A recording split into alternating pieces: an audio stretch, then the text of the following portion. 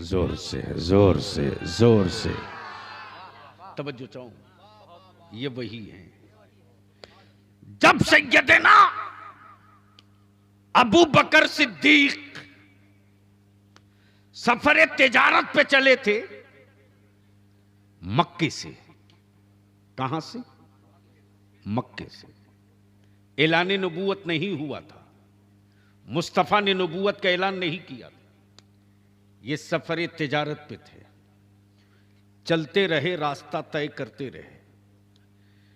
एक सहरा मिला जहां दूर दूर तक कोई आबादी नहीं है। सोचा ऊंटों पर लदा हुआ साजो सामान कहां लेकर जाऊंगा। अचानक एक शाम के डूबे हुए सूरज की पुष्ट पर, यानी हल्की सियाही के बीच में एक चिराग की रोशनी दिखी। अंदाजा कर लिया जब चिराग जल रहा है तो आदमी भी होगा।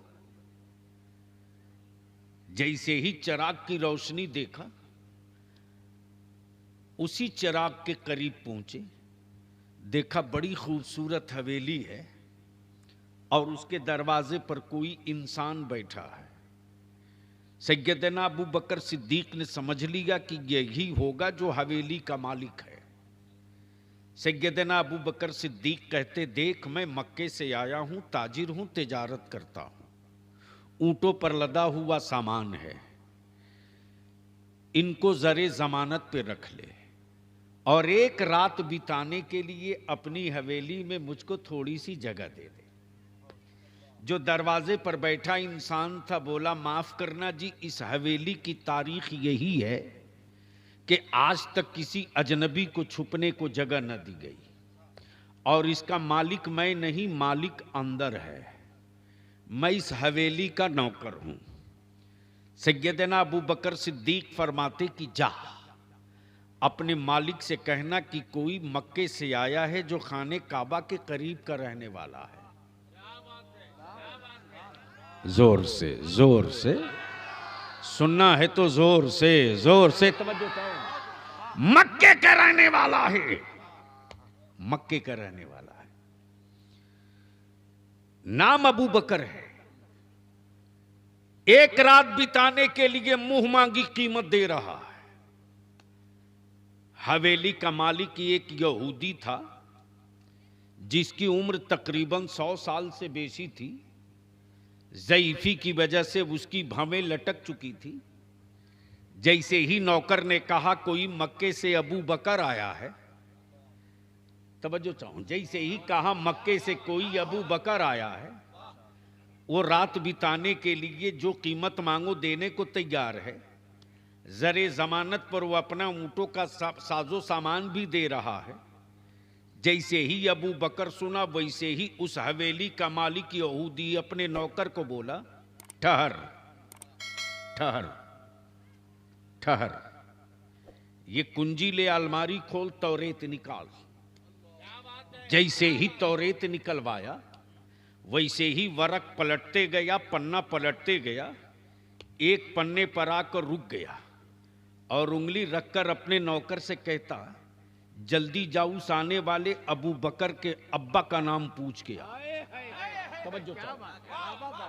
आने वाले अबू बकर के अब्बा का नाम पूछ के आ। जैसे ही नौकर आया बोला, जनाब लगता है आपको जगह मिलेगी, हवेली की तारीख बदलेगी। आपने अपना नाम बता दिया, अपने अब्बा का नाम बता दीजिए। सैयदना अबू बकर को गुस्सा आया, फरमाते, रहना मुझको है, जमानत के तौर पर ऊंट दे ही रहा हूं, मुंह मांगा किराया भी दे रहा हूं, मेरे बाप के नाम की क्या जरूरत। जैसे ही सैयदना अबू बकर पीछे पीछे उस नौकर के हवेली में दाखिल होते, वैसे ही जब करीब पहुंचते तो अबू बकर देख करके दंग रह गए। यहूदी उंगली रखकर तौरेत पर कहे जा रहा, ये वही अबू बकर हैं जिनके बाप का नाम अबू कहाफा है, ये वही अबू बकर हैं जिनके बाप का नाम अगर अबू कहाफा है तो मेरी तौरेत बता रही है कि नबियों का नबी आ चुका है, रसूलों का मुक्तदा आ चुका है, अंबिया का इमाम आ चुका है, शफीए महशर आ चुका है, रसूले दो जहां आ चुका है। जैसे ही सैयदना अबू बकर ने अपने बाप का नाम सुना, बोल दो बोल दो बोल दो, जोर से जोर से जोर से जोर से। उस वक्त यहूदी अपनी तौरेत पर उंगली रखकर यही कहता है, अबू बकर ये वही मोहम्मद है, ये वही मोहम्मद है जिनके आने का ऐलान तौरेत में किया गया है। अगर वो तेरे मक्का जाने के वक्त मिल जाए, मक्का पहुंचने के बाद मिल जाए, तो उनसे बहस मत करना, उनसे हुज्जत मत करना, उनके खिलाफ मोर्चा मत खोलना, उनसे झगड़ा मत करना, उनके कदमों से लिपट जाना, इसलिए कि ये वही है। नारे तकबीर, नारे रिसालत, मसलके आला हजरत, वाह जिंदाबाद। ये वही है जो वजह वजूद कायनात भी है, ये वही है जो वजह वजूद आदम भी है, ये वही है जो वजह वजूद खल्क भी है, ये वही है जो वजह वजूद आसमान भी है, ये वही है जिनके लिए रब ने जमीन भी बनाया, आसमान भी बनाया। तब बरेली का आशिक इश्क की चादर खींचकर पुकार कर बोल पड़ा, जमीनो जमा तुम्हारे लिए, मकीनो मक्का तुम्हारे लिए, बने दो जहां तुम्हारे लिए, हम आए यहाँ तुम्हारे लिए, उठे भी वहां तुम्हारे लिए, दहन में ज़बा तुम्हारे लिए, बदन में है जा तुम्हारे लिए। नारे तकबीर, नारे रिसालत, मसलके आला हजरत, फैजाने आला हजरत, गाज़िए मिल्लत। अब ज़हन को यही करीब कीजिए हाजी साहब, जब सैयदना अबू बकर वापस लौटे तो मक्के में दाखिल होने से पहले अबू बकर को खबर मिल गई, सैयदना अब्दुल मुत्तलिब के पोते ने, नबी रहमत मुस्तफा जाने रहमत ने ऐलान नबूवत कर दिया है। कबीले कुरैश के पढ़े लिखे लोगों ने अबू बकर को घेर लिया, कहा, ए अबू बकर तुम ही बता दो, मैं मोहम्मद की बातें कैसे मान लूं? बरसों बरस जिनको माबूद कहा उसको कैसे छोड़ दूं? तब बलियाबी यहां रुक के कहता है, आज के भारत में डंके की चोट पर, डंके की चोट पर मेरा खुदा वो नहीं जो बाजारों से खरीद के लाया जाए। तवज्जो करो, मेरा खुदा वो नहीं जो बाजारों से खरीद के लाया जाए। अब तो मेरा भारत ऐसा विश्व गुरु बन गया है कि माबूद भी अब चाइना से आने लगा है।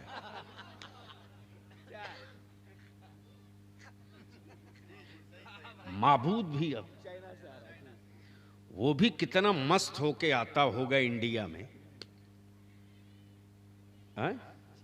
लोपाला का सेठ बने मधुपुर में, अब इससे अच्छी मिट्टी तो नहीं हो सकती, लेकिन माबूद आ रहा चाइना से। लिख लो अपने जहन में, जो बनता है वही बिकता है, जो बनता है वही बिकता है। मेरा खुदा वो है जो बनता नहीं बनाता है, मेरा खुदा वो है जो बनता नहीं बनाता है। जो बनाए वो खुदा, जो बनाए वो खुदा, जो खाता है वो खुदा नहीं, जो खिलाता है वो खुदा, जो मरता है वो खुदा नहीं, जो मौत अता करता है वो खुदा, जो पैदा हो वो खुदा नहीं, जो पैदा फरमाता है वो खुदा। अब जहन को यहीं रोक लो। बात आ गई पैदा होने पर। जैसे ही पहुंचा बोकारो, मौलाना कमरुद्दीन कमर ने कहा कि मेरे इलाके में एक बड़ा जबरदस्त आर्टिस्ट है, जिसकी तस्वीर कहेंगे बना देगा। मैंने कहा इस वक्त तो दो ही पागलों की तस्वीर इंडिया देख रही है, तीसरा कोई निकले तो कहूं कि उसकी बना दो।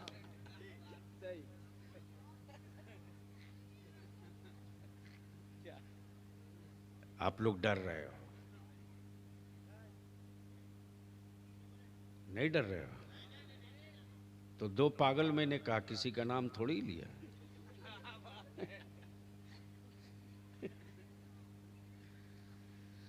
जहन को करीब कीजिएगा। जैसे ही मैंने कहा कि मौलाना कमरुद्दीन साहब उस आर्टिस्ट की खूबी क्या है, कहा जिसकी कही है उसकी बना देगा। मैंने कहा एक तस्वीर उसकी बनवा दीजिए जिसको उसने कभी देखा ना हो।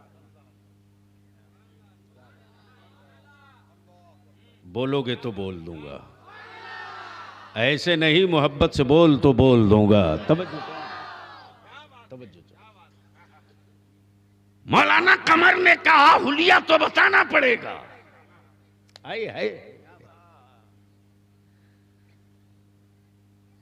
आई है आला हजरत यही तो समझ में आते हैं।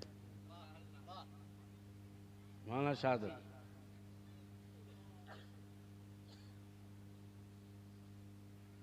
मधुपुर में एक साहब से मैंने पूछा कि आपने जहाज देखा है? कहा हां देखा है ना। मैंने कहा कितना बड़ा था? बोले 1.5 हाथ का तो था। हबीबुल्ला फैजी हज को गए, जब हज से लौटे तो मैंने कहा आप किस चीज से गए थे? बोले जहाज से। मैंने कहा कितना बड़ा था? इन्होंने कहा 100 फीट लंबा था।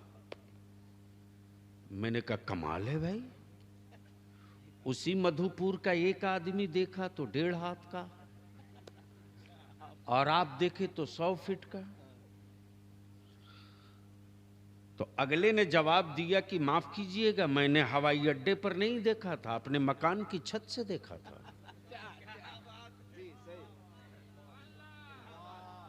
बोलोगे तो बोल दूंगा, बोलोगे तो बोल दूंगा। मैंने कहा हबीबुल्ला आपने कहां से देखा? कहा करीब से नहीं, चढ़ के देखा। घबरा मत, होश में आ। जहाज दोनों ने देखा, एक ने दूर से देखा तो 1.5 हाथ का दिखा, एक ने करीब से देखा तो 100 फीट का देखा। नबी मेरे तन्हा, देखने वाले कई थे। अबू जहल ने करीब से देखा तो नूरू नला नूर देखा, अबू जहल ने दूर से देखा तो अपनी तरह देखा। अब जहन को यही रोक लो। जैसे ही सैयदना अबू बकर सिद्दीक आए, घेर लिया। सैयदना अबू बकर कहते लाठियां अंदर रखो, तलवारों को मैदान में डाल दो, घर को वापस जाओ। ये वही है, ये वही है। जाओ अंदर जाओ, मसला बड़ा नाजुक है, मसला बड़ा नाजुक है। पहले मुझको मोहम्मद सल्लल्लाहु अलैहि वसल्लम से समझ लेने दो। जैसे ही सैयदना अबू बकर सिद्दीक आए करीब, आकाए रहमत देखकर मुस्कुराने लगे। आ गए अबू बकर? हां आ गया। कहो क्या इरादा है? तवज्जो चाहो, तवज्जो चाहो। क्या कहा? कहो क्या इरादा है? सैयदना अबू बकर अर्ज करते कुछ समझना चाहता हूं। क्या कहा? कुछ समझना चाहता हूं। आकाए रहमत मुस्कुराकर फरमाते कल ही की रात की तो बात है, कल ही की रात की तो बात है। यहूदी की हवेली में जो हुआ था वैसे ही सैयदना अबू बकर बोल पड़े, जिसकी बात तौरेत ने किया था ये वही है, जिसकी बात तौरेत ने किया था ये वही है। ज़हन को करीब कर लो, आने वाले दिनों में जब पूरे मक्के में इस्लाम का परचम लहराने लगा, तो जिस रास्ते से शफीए मैशर गुजरे, बच्चे फख्र से उंगली उठा के कहें, जाने मसीहा यही हैं, रहमते आलम यही हैं, दानाए सुगुल यही हैं, मौलाए कुल यही हैं।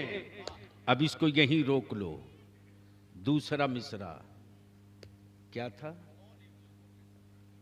नहीं, ये वही हैं जो बख्श देते हैं, ये वही हैं जो बख्श देते हैं। अभी तो सिर्फ एक जुमला है, ये वही है। अब फिर ये वही हैं जो बख्शवाएंगे, ये वही हैं जो बख्शवाएंगे। क्या क्या तकाबुल है साहब, क्या तकाबुल है। मक्के में मुस्तफा को देखे तो आशिक कहे ये वही है, जिसने चांद को दो टुकड़े किए ये वही है, जिसने डूबे सूरज को पलटाए ये वही है, जिसने खारे पानी को मीठा किया ये वही है, जिसने बीमार उटरी को सेहत दिलाई ये वही है, जिसने गूंगे पत्थरों से कलमा पढ़ाए ये वही है। कल मैदाने महशर में जब सारे नबियों की उम्मत होगी और सारे नबी होंगे, आदम भी होंगे, ईसा भी होंगे, जकरिया भी होंगे, शीश भी होंगे, इदरीस भी होंगे, याकूब भी होंगे, यूनुस भी होंगे, साले भी होंगे, खलीलुल्लाह भी होंगे, नजीबुल्लाह भी होंगे, रूहुल्लाह भी होंगे, गुनहगार भी होंगे, सियाकार भी होंगे, खतावार भी होंगे, इसियाशियार भी होंगे। उस महशर की भीड़ में एक ही सदा निकलेगी, ये वही है जो बख्शवा देते हैं, ये वही है जो बख्शवा देते हैं।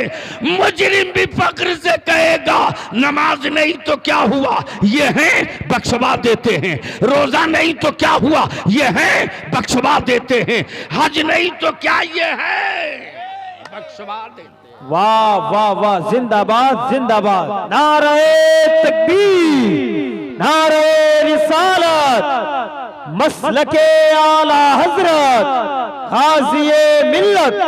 वाह। गुफ्तगू का आखिरी हिस्सा मेरी माँ बहनें आई और आप सारे नौजवान आए। जिस तहरीक बेदारी की तहरीक चल रही है, अल्हम्दुलिल्लाह मेरी जमात के उलमा की मेहनत एक जंग जीत चुकी है, एक जंग बाकी है।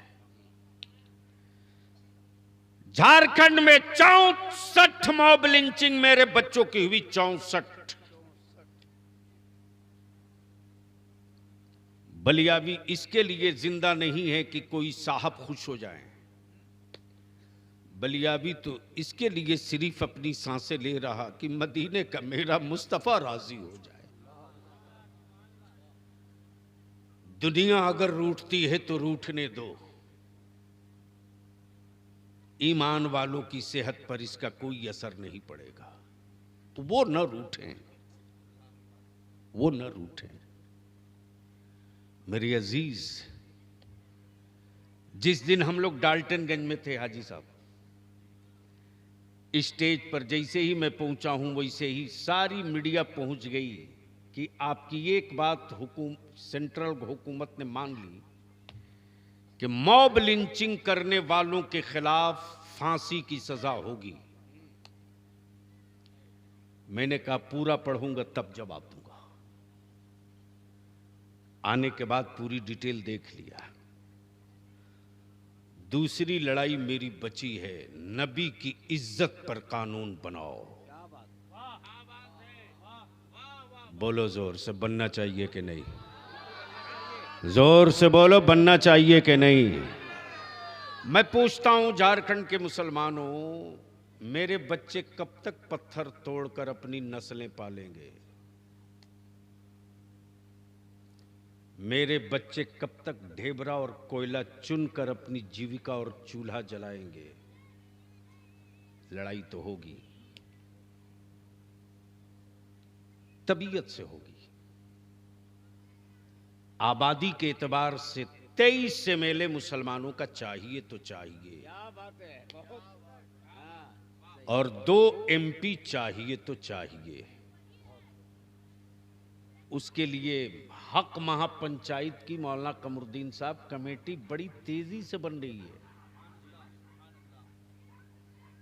और बिहार में फरवरी के आखिर तक इंशाअल्लाह नुमाइंदा, सूबाई नुमाइंदा इजलास पटना में, और हक महापंचायत का इंतखाब और हक महापंचायत का नुमाइंदा इजलास रांची में।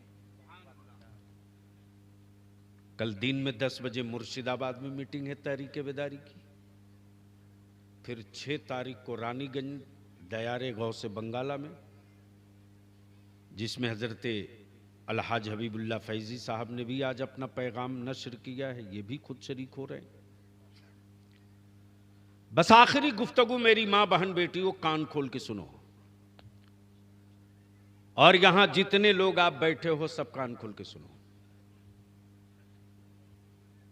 मैं आपसे एक ही विनती करूंगा, जो बलियावी की जिंदगी का एक हिस्सा है,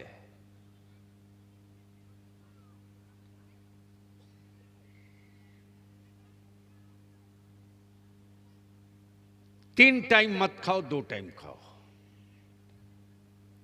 मत अच्छा मकान बनाओ, वैसे ही बाप दादा छप्पर में बिता लिए बिता लो,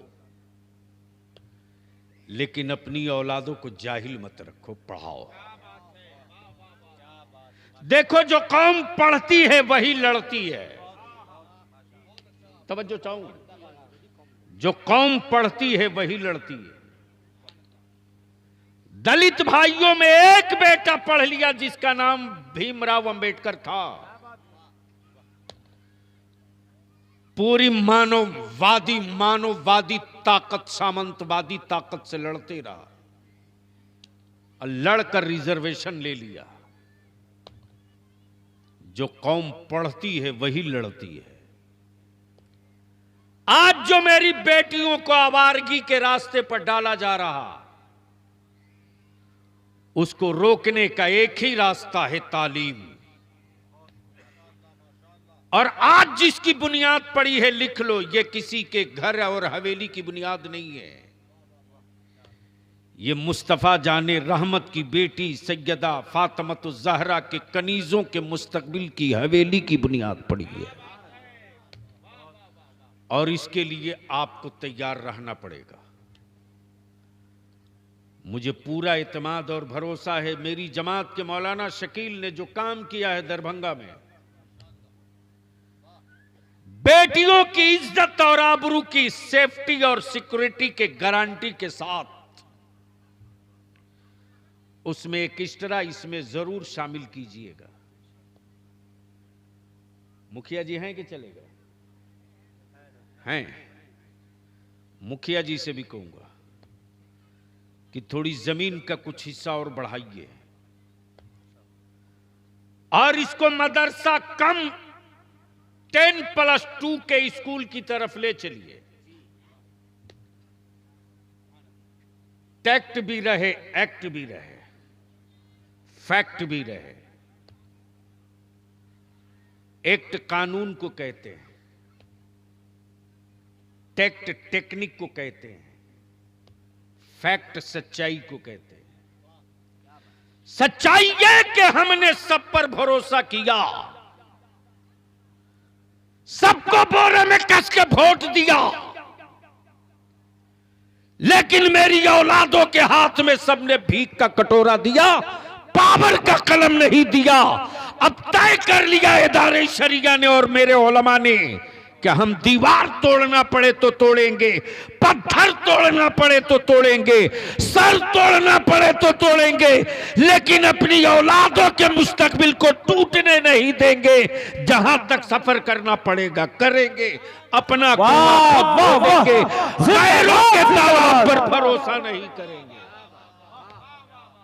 जब मेरा स्कूल होगा, जब मेरा कॉलेज होगा, तो कानून मेरा चलेगा। उस वक्त मेरी बेटियां हिजाब के साथ, निकाब के साथ, हया की चादर के साथ स्कूल आएगी, और जब निकल कर जाएगी तो सीने में कुरान का हिफ्ज भी होगा, तो हाथ में कंप्यूटर का सेट भी होगा। कुफ्र को जवाब नेट पे दिया जाएगा, बदअकीदों का जवाब कुरान की आयतों से दिया। नारे तकबीर, नारे रिसालत, मसलके आला हजरत। वाह, जिंदाबाद जिंदाबाद जिंदाबाद। इसलिए मेरी एक तजवीज है, इस मदरसे के लिए लाइफ मेंबरशिप 1100 रुपए के हिसाब से शुरू कीजिए। लाइफ मेंबरशिप साल में 1100 रुपया देना कोई बड़ी बात नहीं। वो मेरे बाप दादा ने चटनी और पंता भात खाकर दिन बिता लिए, उनकी दुआओं की बरकत है जो हम रोटी बिरयानी खा रहे हैं। साल का 1100 रुपये का एक लाइफ मेंबरशिप चलाइए। किसी से भीख मांगने की नौबत नहीं आएगी। ये इलाका तो वो इलाका है मौलाना कि मैंने हिंदुस्तान का कोई सूबा, कोई शहर नहीं छोड़ा। काला पानी से लेकर के पोर्ट विलियर, जिसको आज अंग्रेजी में बोलते हैं, वही काला पानी है। काला पानी से लेकर कन्याकुमारी तक, और रंगून के बॉर्डर से लेकर के श्रीनगर के लास्ट लद्दाख तक कुछ छोड़ा नहीं है। तब इस नतीजे पर पहुंचा हूं, गैरों के कुएं पर भरोसा मत करो, छोटा ही सही अपना एक तालाब खोद लो। जमाना बड़ा जालिम हो चुका है, कभी भी केमिकल डालकर मेरी नस्लों को सुला सकता है। वो तारीख रोज देखी जा रही है।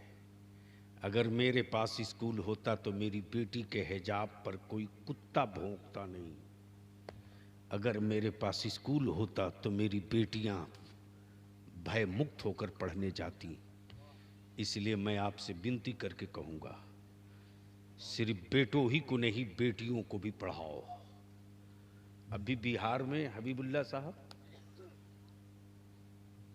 जो अभी नीट का एग्जाम हुआ है ना, अल्हम्दुलिल्लाह हमें फख्र है, बिहार की बेटियों ने झंडा गाड़ दिया साहब, झंडा।